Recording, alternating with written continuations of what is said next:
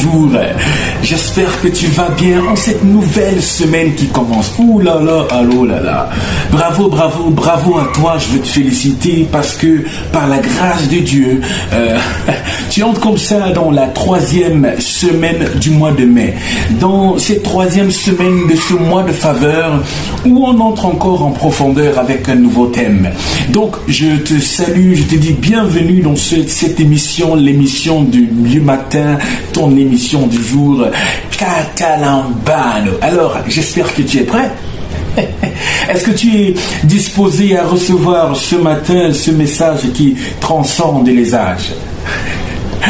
Alors, dans quelques minutes, je divulgue le thème. Donc, dispose-toi, ok? Sois prêt à Catalambano, tout ce qui sera balancé aujourd'hui, parce que cette semaine, on va dans les hauteurs. Bienvenue au programme Catalambano. Parce que le royaume des cieux est forcé et que ce sont les violents qui s'en emparent. Saisis ce message avec force ce matin avec Pleroma, ton frère. Cette semaine, nous parlons des signes du croyant. Ce thème super qui m'a boosté, qui m'a challengé, parce que tout le monde se proclame enfant de Dieu. Tout le monde dit qu'il est enfant de Dieu. Moi, je ne viens pas contester. Je viens te dire, d'accord, tu es un enfant de Dieu, je suis d'accord avec toi.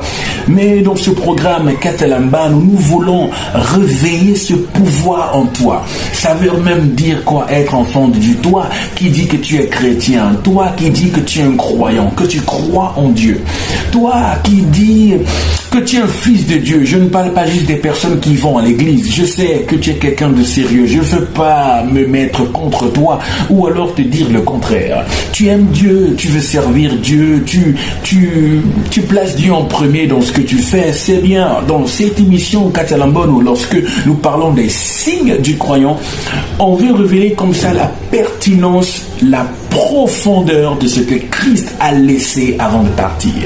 Christ n'a pas laissé les 4 murs. Christ n'a pas laissé une église locale. Il y en aura des églises locales. Il faut l'église locale parce que l'église locale a un but précis. Je suis d'accord. Mais ce que Christ a laissé avant et avant tout, c'est les croyants.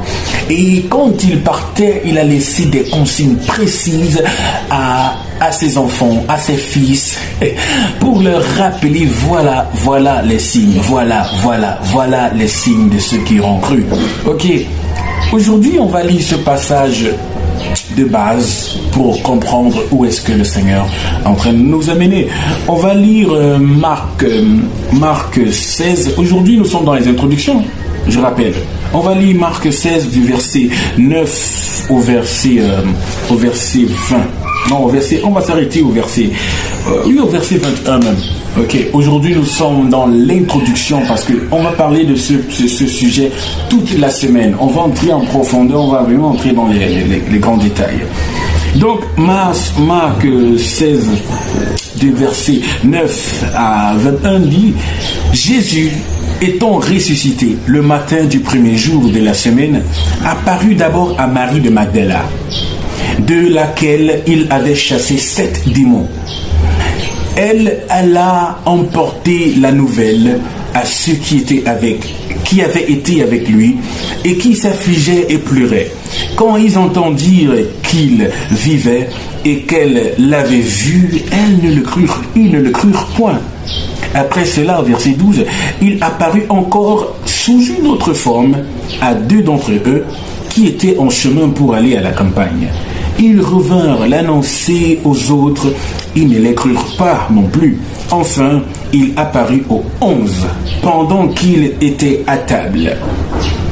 Et il leur reprocha leur incrédulité et la dureté de leur cœur, parce qu'ils n'avaient pas cru ce qu'il crut ceux qu'il avait vu ressusciter. Maintenant, verset 15, puis il leur dit, allez par tout le monde et prêchez la bonne nouvelle à toute la création. Celui qui croira et qui sera baptisé sera sauvé, Mais celui qui ne croira pas sera condamné. Voici les signes qui accompagneront ceux qui auront cru en mon nom. Ils chasseront les démons, ils parleront de nouvelles langues, ils saisiront des serpents, s'ils boivent des breuvages mortels, il ne leur fera point de mal. Et cinquièmement, ils imposeront les mains aux malades, et les malades seront guéris. Verset 19. Et le Seigneur, après leur avoir su parler, fut élevé au ciel, et il s'assit à la droite de Dieu. Ils s'en allèrent, prêchèrent partout. Le Seigneur travaillait avec eux et consumait la parole par les miracles qu'il accomplissait. Vous savez, la parole de Dieu est toujours, je déclare, toujours relâchée avec les miracles qui accompagnent, avec les signes qui accompagnent. Vous voyez, il y a des signes pour voir si c'est un vrai croyant. Il y en a des signes. Et ici, Jésus a dit, voici les signes qui accompagneront ceux qui auront cru en mon nom. Et il a dit, voilà ces signes, voilà la différence, voilà ce qui va faire en sorte qu'on les voie. Mais avant d'aller plus loin dans ces signes, il faudrait qu'aujourd'hui, qu'on établisse les bases. La parole de Dieu, je l'aime tant. J'aime la parole de Dieu. Et j'aimerais vraiment qu'on entre en profondeur. Vous savez, une belle remarque qu'on fait d'abord ici, c'est que Jésus a été ressuscité, il est mort vendredi, samedi, il est enseveli, vendredi soir, et dimanche matin là, il s'est ressuscité. Il a été ressuscité. C'est d'abord Marie, certaines femmes qui sont allées pour l'embaumer. C'est ce que la Bible dit. Elles sont parties. Chasser, porter les démons avaient cru quand elles ont entendu. Elles sont parties et n'ont pas vu. Voilà.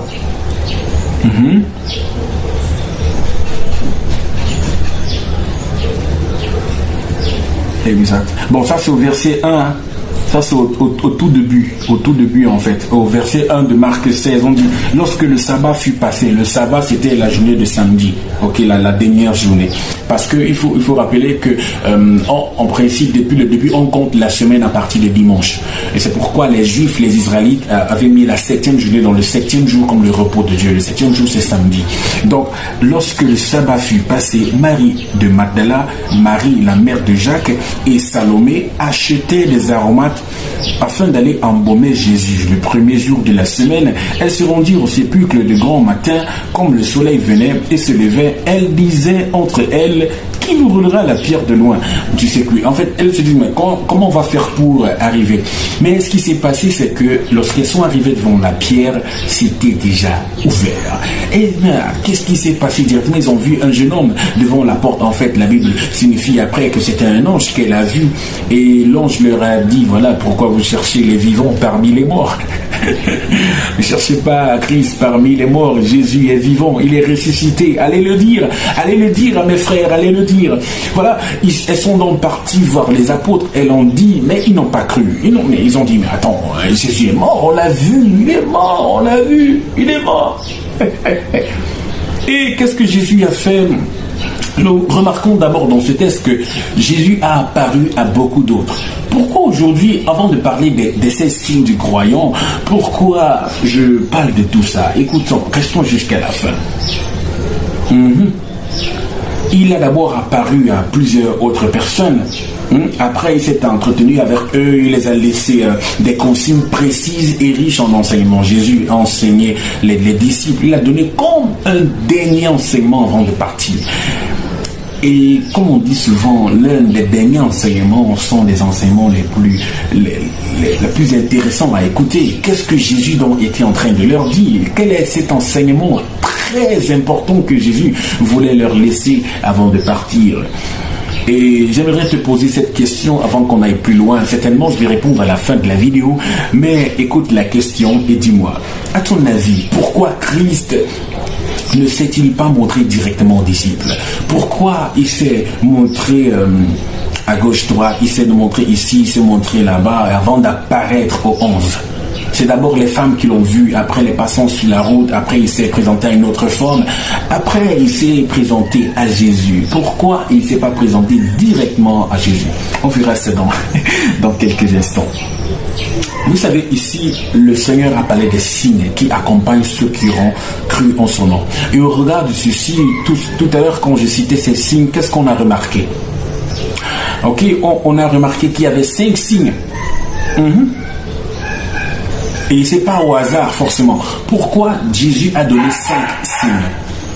Regardez dans la Bible, on l'interprète prophétiquement et les chiffres ont une interprétation. Les chiffres ont une signification. Ce n'est pas un hasard par lequel Jésus a choisi les 5 signes. Il y a forcément une raison. Et cette raison, nous allons la trouver. Parce que le chiffre 5 a une explication. Vous savez, j'aimerais juste partager avec vous aujourd'hui quelques grands points dans la Bible où, par exemple, le chiffre 5 a été utilisé. Vous savez, dans la Bible, on lit, il y a 5 livres dans la Bible, par exemple, qui ne contiennent qu'un seul chapitre.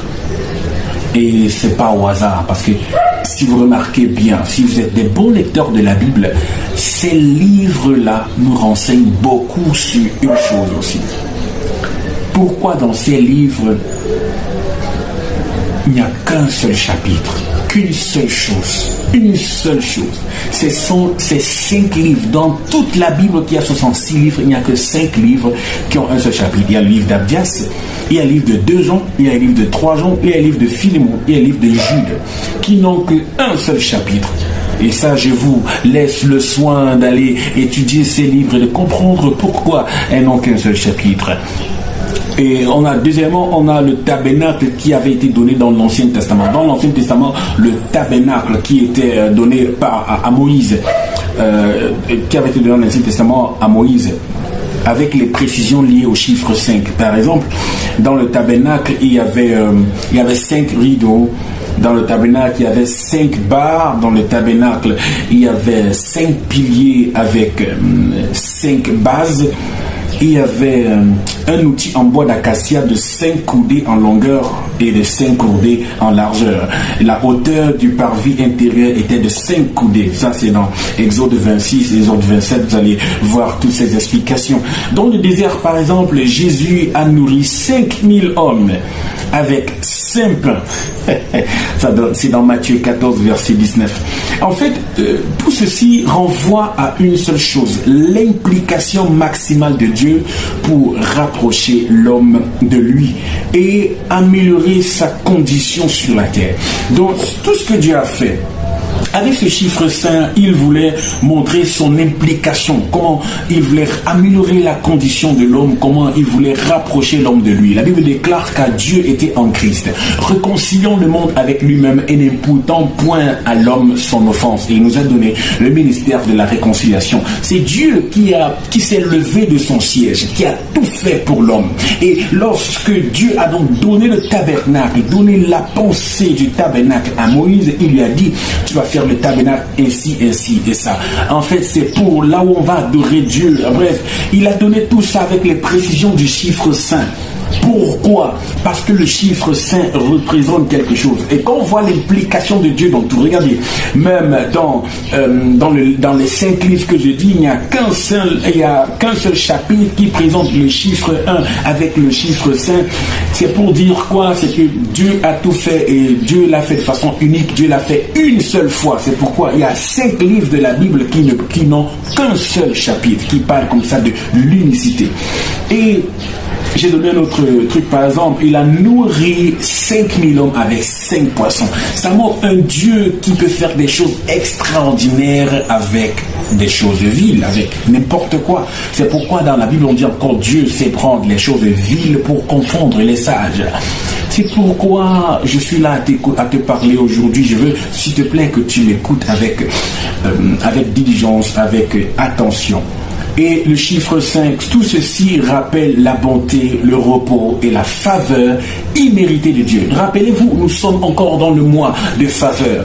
Et on voit la faveur de Dieu qui s'est déversée vers les hommes en donnant un certain nombre de détails, un certain nombre de choses pour améliorer la vie de l'homme. Et cette faveur, nous ne l'avons pas méritée. Cette faveur, Dieu s'est levé de son siège et il a agi dans nos vies. Cette faveur n'a pas été méritée, nous n'avons rien fait pour ça. Et puisque nous n'avons pas mérité cette chose-là, cette faveur imméritée s'appelle la grâce. C'est pourquoi le chiffre 5 représente la grâce. Ok? Et si on veut bien comprendre ce que c'est... je veux dire quoi? Allons un peu plus loin. Donc, ces signes sont donc la résultante de la manifestation du don de la grâce. Et ce sont ces signes, et ce ne sont pas que des signes, parce que le meilleur reste à venir. Ce ne sont que des signes en fait, parce que le meilleur reste à venir. Dieu a dit ce sont les signes qui accompagneront ceux qui auront cru. Donc les signes, c'est comme une marque en fait. C'est les signes qui accompagnent juste ceux qui auront cru. Ce ne sont que des signes. Ce sont des signes. Ça veut donc dire quoi? Quand on étudie le mot signe en grec, par exemple, on comprend qu'en grec, le mot signe veut dire séméon. Séméon en fait, séméon. Donc séméon, c'est en grec, ça veut dire les signes, ça signifie marque, ça signifie témoignage pour la distinction et qui présage des événements remarquables qui doivent bientôt arriver. En fait, quand on étudie bien ce mot séméon, on voit qu'il vient du verbe séméno. Séméno ici se traduit par au final que Dieu nous a marqué de son sceau. Donc séméno, ça veut dire marqué. Donc ça veut dire que Dieu nous a marqué de son sceau.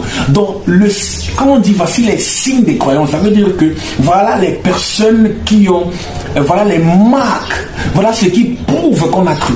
Est-ce qu'on comprend? Dieu nous a marqué, c'est comme un sceau qui est sur notre front. C'est comme un sceau. La semaine passée, nous parlons de hautement favorisé, de la faveur de Dieu qui vient sur nous. Lorsque la faveur de Dieu vient sur nous, un signe vient. Et ça marque comme ça une forme d'appartenance. Nous appartenons à Dieu parce qu'on a le signe de Dieu. Le signe de Dieu sur nous, c'est comme un sceau. Donc, quand on comprend aussi la suite ici, la Bible déclare, voilà les signes qui accompagneront ceux qui auront cru. Ceux qui auront cru. Et la Bible dit, en mon nom, ils chasseront les démons. Je veux qu'on comprenne bien que en mon nom ici, comme la Bible le déclare ici dans Marc 16 à partir du verset 17, en mon nom ne veut pas dire tous les jours, tous les jours réciter au nom de Jésus. Non. L'expression en mon nom veut dire quoi? Ne veut pas dire réciter, mais plutôt que nous agissions en lieu et place de Jésus. Donc en mon nom veut dire que on représente Jésus. C'est Jésus qui est en train de parler aux disciples et il leur dit que voici les signes qui vont accompagner ceux qui auront cru. Premièrement, il installe les signes et pas des signes. Deuxièmement, il leur dit en mon nom. Donc ça veut dire qu'en représentation de moi. Vous comprenez un peu pourquoi ce qu'il est en train de faire. En mon nom, ils chasseront les démons, ils feront ci, ils feront ça, ils feront ainsi de suite. Aujourd'hui, on ne va pas parler de ces signes en profondeur. On a toute la semaine pour parler de ça. Mais aujourd'hui, nous sommes dans les bases, l'introduction générale des signes des croyants. Il nous parle de en mon nom, ils chasseront les démons. En mon nom, ça veut dire quoi? Puisque nous sommes marqués du sceau de Dieu, on peut agir en lieu et place de Jésus. Donc on agit comme si Jésus était là. Donc en mon nom veut dire allez et faites comme moi. Il a d'abord dit allez prêcher toute la bonne nouvelle à toute la création. Mais vous pouvez pas aller prêcher la bonne nouvelle comme ça. Il faut aller prêcher la bonne nouvelle avec moi, avec les puissances, avec démonstration de puissance. Il faut qu'il y ait une démonstration de que voilà, je suis avec vous. Il a donc dit que vous allez prêcher partout, mais voilà les signes. Voilà les signes qui vont présenter, qui seront sur le front de tous ceux qui auront cru. Tous ceux qui auront cru. On ne t'a pas dit d'être pasteur, on ne t'a pas dit d'être évangéliste, on ne t'a pas dit d'être puissant, grand dans la foi. Non, ce ne sont que des signes, c'est pour tout le monde. En mon nom, ils vont faire ci, ils vont faire ça. Regardez.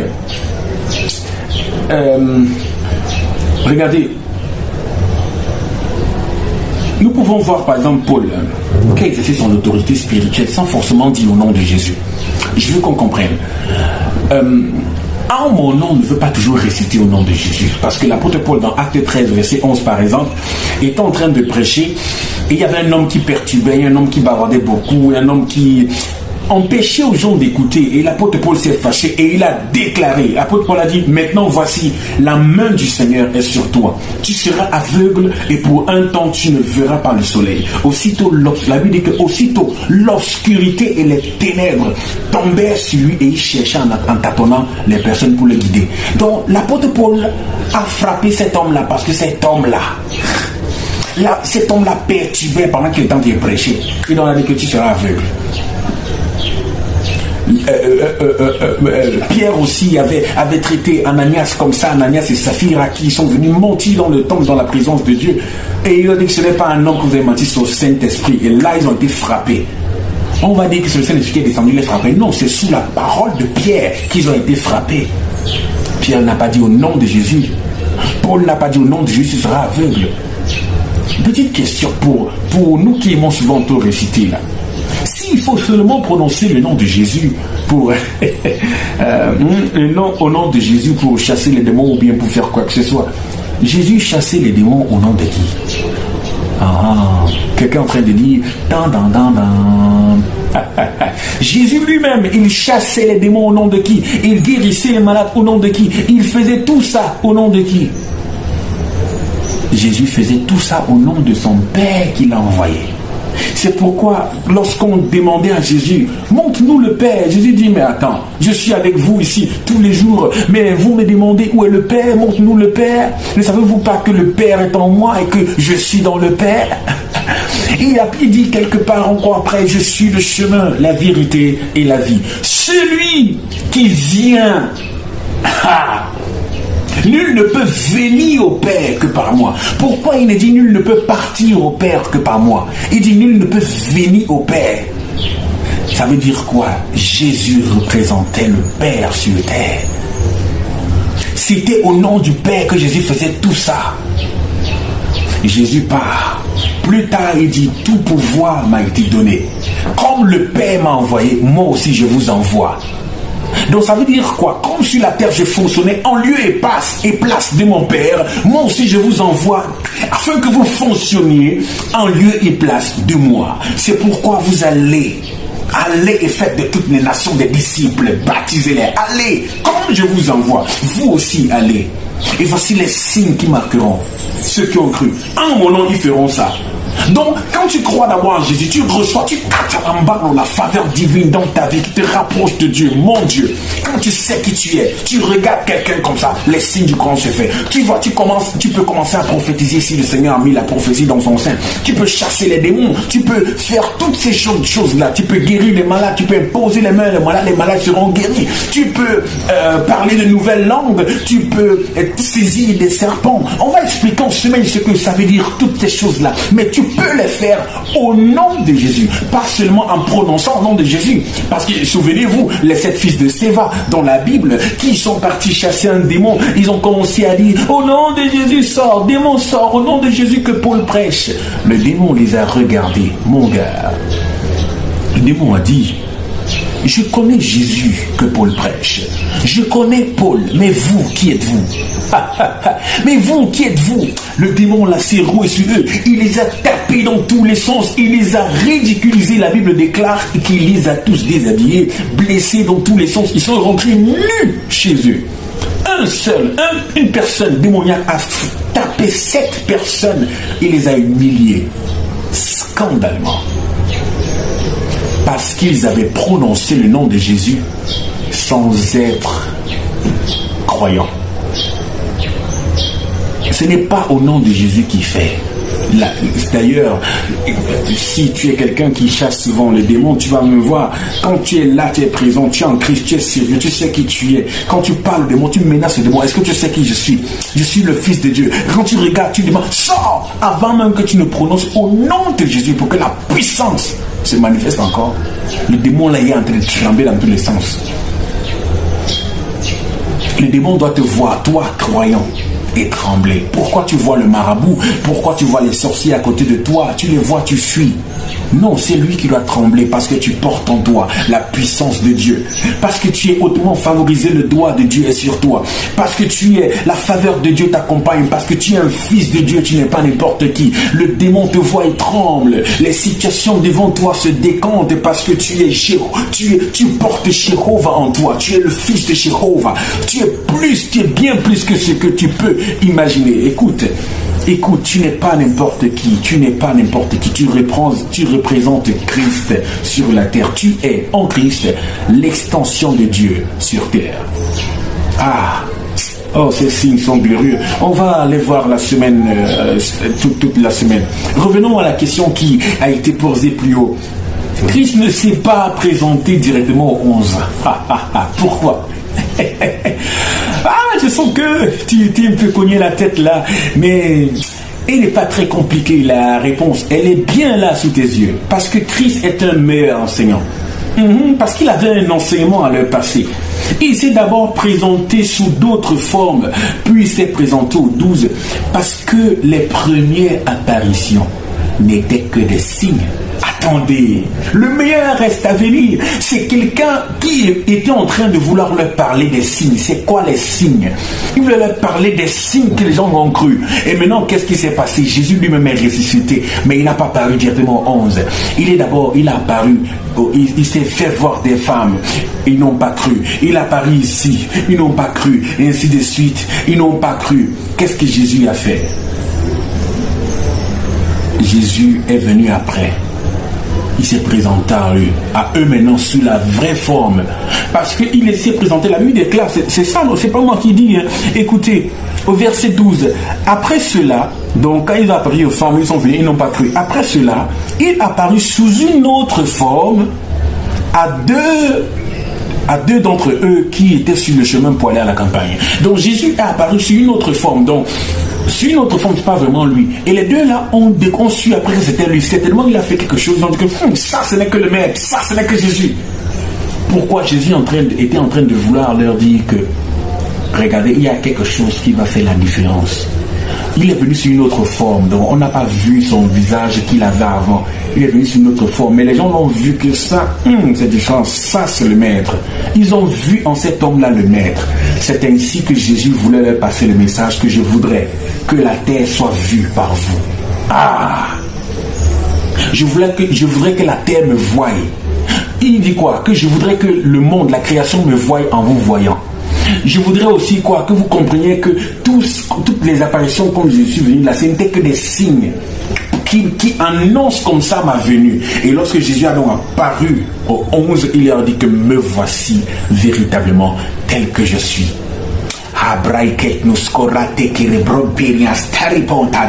Je veux que tu saisisses ça ce matin, que tu as un signe sur ton front, il y a une marque d'appartenance sur toi, tu appartiens à Dieu. Si tu dis que tu appartiens à Dieu, ces signes doivent être visibles. La terre doit voir Christ au travers de toi, au travers de ces signes. Certainement Dieu, lorsqu'il a apparu à ces gens-là, en route, il a fait quelque chose. Il a fait quelque chose qui leur a amené à comprendre que ça c'est le Maître. Il a justement posé un signe. Et Jésus s'est présenté à eux différents. Il s'est présenté sous plusieurs formes. Et maintenant, il s'est présenté à eux ainsi. Jésus avait un enseignement à leur passer. C'est pourquoi il n'est pas venu directement aux 11 comme ça. Alléluia, alléluia. Alléluia.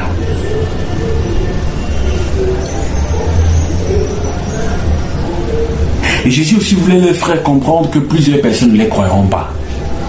Oui, vous allez parler de Dieu, vous allez faire tout ça. Oui, malgré tous les signes que vous allez faire, les gens ne vont pas vous croire. Parce que lui-même, il est venu sur plusieurs formes, on ne l'a pas cru.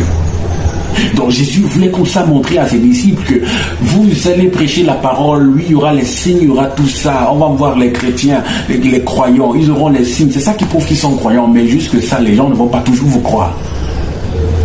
Donc il était comme ça en train de dire aux croyants, vous allez dans un terrain où les gens ne vont pas toujours vous croire. Mais ça ne veut pas forcément dire que vous n'êtes pas, que vous ne les appartenez. Vous n'appartenez pas. Et regardez, ces signes ne sont pas la preuve des croyances. c'est pas ces signes en fait, ce n'est pas toujours une preuve que voilà, celui-là est chrétien, parce que nous sommes dans un monde où même les marabouts, n'importe qui œuvrent déjà, tout le monde, les sorciers ont les puissances, démontrent leur puissance depuis même au temps de Moïse.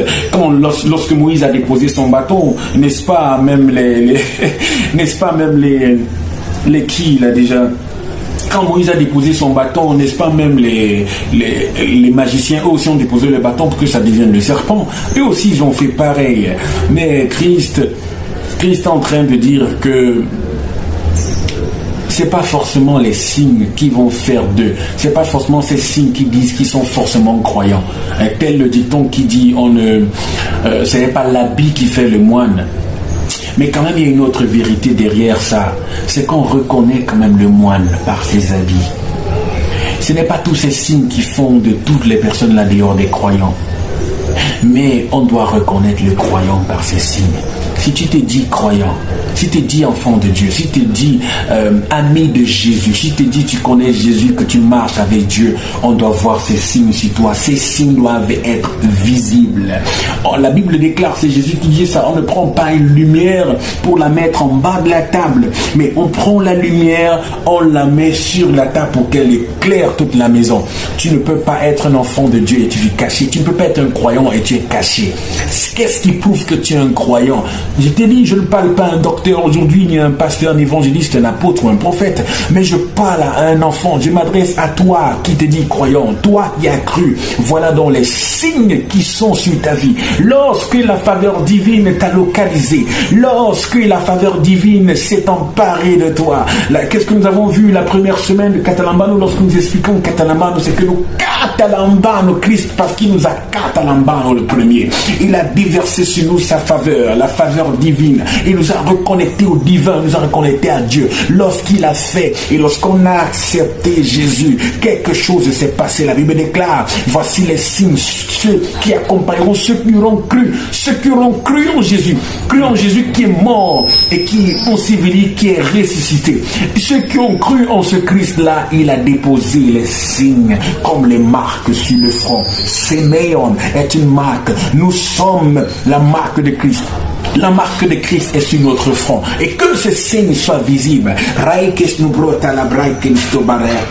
Je prie pour toi ce matin afin que tu sois disposé cette semaine à Catalambano ce message des signes, afin que ces signes soient visibles dans ta vie. Je prie au nom de Jésus, afin que toi, enfant de Dieu, toi, partisan de la faveur divine, toi, partisan de la foi de Christ, que ces signes soient visibles au nom de Jésus. Oh papa, je prie pour ton fils qui écoute là maintenant. Laisse que ta puissance se manifeste, accompagne ce message par ta puissance qui le saisit maintenant, qui le garde. Père, je prie afin que maintenant qu'il est dans son cœur cette force et cette envie d'aller imposer ses mains aux malades pour qu'il soit guéri. Au nom de Jésus, Père, laisse que tes signes soient visibles sur tous tes enfants ce matin, au nom puissant de Jésus. Je prie afin que ta semaine soit bénie, que tu sois vraiment le sel de la terre en cette semaine, que cette semaine de tes lieux, dans ton lieu de service, qu'on voie la puissance de Dieu qui est avec toi, que cette semaine dans ta famille, qu'on voie le Dieu qui est avec toi, que tout le monde qui est dehors autour de toi voie Christ au travers de toi en cette semaine, au nom puissant de Jésus.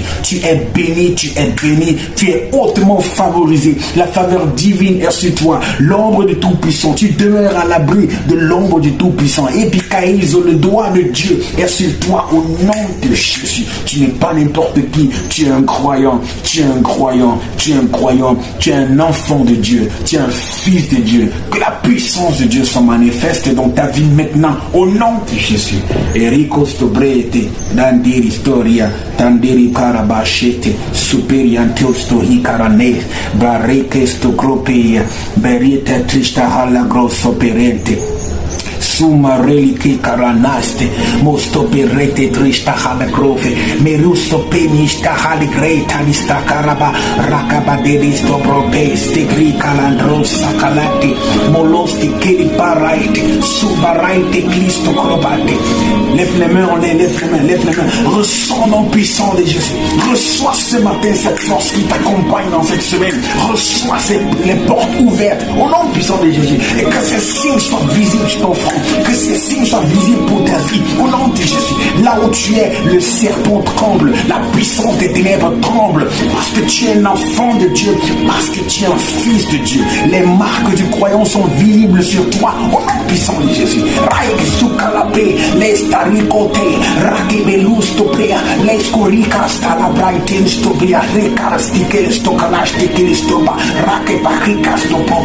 Reçois la puissance, reçois la grâce de Dieu. Que la grâce de Dieu te visite ce matin. Que la grâce de Dieu te visite ce matin. Erika de Dabe, Rakebusopa, Renkisto Paraketelisto Groti di Brenta. Somareli che grossa, Renabariso Grota, Maestro Peria, Deribarai che non sopropararai che non soproti, Zeki Rai di Rossi, di Caria Trasti, di Grossa, Catella Bright. Ah, merci, merci, merci, merci, merci pour ce message que tu viens d'écouter. Maintenant, je prie afin que tu sois disposé pendant toute la semaine à être rempli, inondé davantage de ces messages. Bien, merci d'avoir été là, Katalambano. Je te souhaite très bon début de semaine, bonne semaine à toi et à plus. C'était Plaire Omar, ton frère.